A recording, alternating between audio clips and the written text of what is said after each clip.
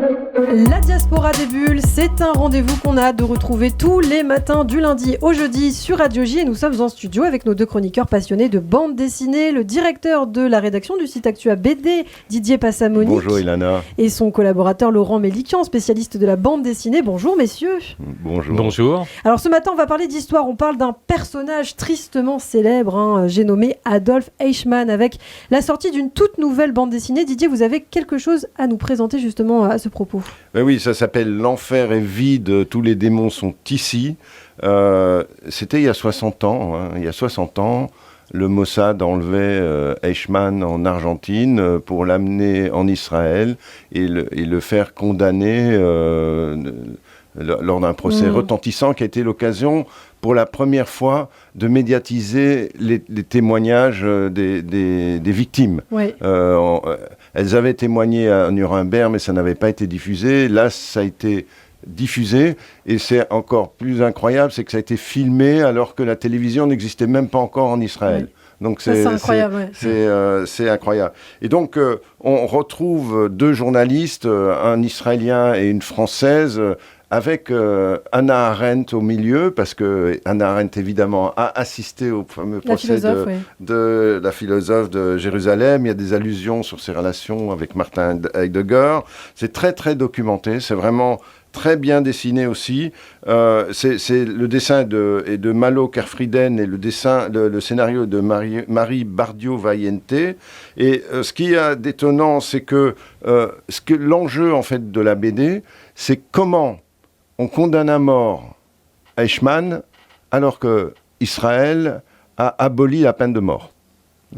Et donc ça va assez loin parce qu'il y a des membres éminents de la communauté juive, notamment Martin Buber ou Gershon Scholem, qui viennent voir le Premier ministre Ben Gurion pour lui dire il ne faut pas qu'on condamne à mort Eichmann. Et en fait, la loi a une exception qui le permet dans des cas vraiment rares. C'est vrai. C'est une loi israélienne exceptionnelle qui en fait permet de condamner quelqu'un qui s'est rendu responsable de crimes contre l'humanité, contre le peuple juif. Exactement. Et donc Ben Gurion ne cède pas et Eichmann sera pendu. Et donc tout ça est très très bien raconté dans cette bande dessinée parfaitement documentée. Eh bien une BD qu'on a hâte de lire. Qui est publiée par Glénat, il ne faut pas oublier de mentionner. Voilà. L'enfer est vide. Tous les démons sont ici. C'est le nom de la BD. Chez Glénat. Alors bon, autre BD du jour que vous allez nous présenter cette fois, Laurent, c'est d'un auteur que j'aime beaucoup, Jérémy Dresse, qui s'est déjà illustré pour ses BD reportages, entre guillemets, à la fois en Afrique, aussi en Europe de l'Est. Et là, il publie Le jour où j'ai rencontré Ben Laden. Oui, alors le 11 septembre approche, et donc il y a différentes publications en bande dessinée sur les Twin Towers, et cette bande dessinée-là, enfin ce roman graphique, est celui qui a retenu le plus mon attention. Peut-être parce que, Jérémy Dresse, on le connaît, on ne l'attendait pas sur ce terrain.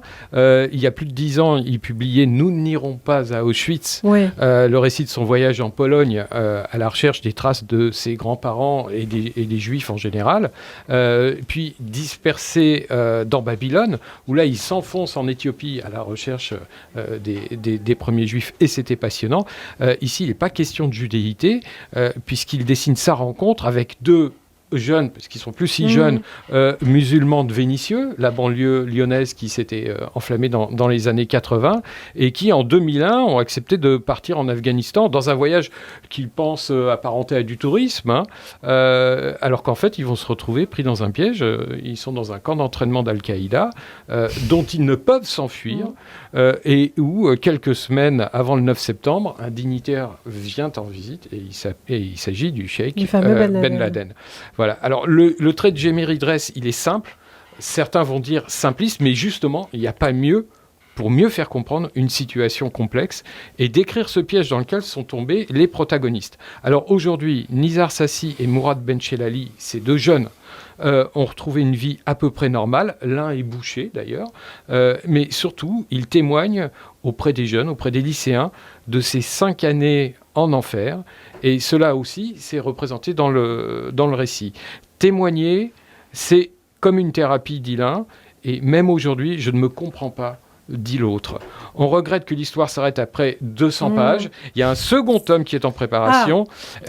Et on espère que l'attente ne sera pas trop longue. Le jour où j'ai rencontré Ben Laden par Jérémy Dress. Oula, j'ai du mal. D'après le témoignage de Nizar Sassi et Mourad Benchelali, c'est aux éditions Delcourt. Eh bien, on va courir pour aller l'acheter. J'aime beaucoup Jérémy Dress. S'il nous écoute, d'ailleurs, c'est avec grand plaisir qu'on le recevra peut-être très bientôt en studio. Sans problème. Alors, pour terminer, je me retourne vers vous, Didier. Justement, vous allez conclure cette chronique. Vous allez nous parler d'une personnalité qui compte aujourd'hui dans la BD en France. Alors, c'est qui ? Oui, je voulais rendre un petit hommage à Moïse Kissous. Alors, le nom vous dit peut-être rien, mais c'est lui qui est l'éditeur sous la marque Jungle des Simpsons, qui est un grand succès de librairie. Et puis, il a créé, après les Simpsons, une petite maison d'édition un petit peu plus... comment dirais-je, présentable pour publier des romans graphiques et qui s'appelle Stenkiss. On retrouve d'ailleurs dans Stenkiss le mot Kiss, et c'est le nom de ses parents qui est amalgamé. Et donc dans Stenkiss, il va faire essentiellement des docu-BD, des romans graphiques et des docu-BD. Au début, c'était modeste, mais depuis 10 ans, ça a 10 ans cette année, ça s'est bien étoffé. Et il a commencé par publier, par exemple, Comment comprendre Israël en 60 jours de Sarah Glidden, et puis surtout, c'est l'éditeur de Asaf Ranouka avec Chaos à Tel Aviv, qui est devenu le réaliste, qui est en fait le titre hébreu. Et de Jérémy Dress également. Et de Jérémy Dress. Je l'ai bien prononcé. Absolument. Et donc, voilà, je voulais saluer les 10 ans de Stenkiss, qui est vraiment un éditeur qui a du mérite.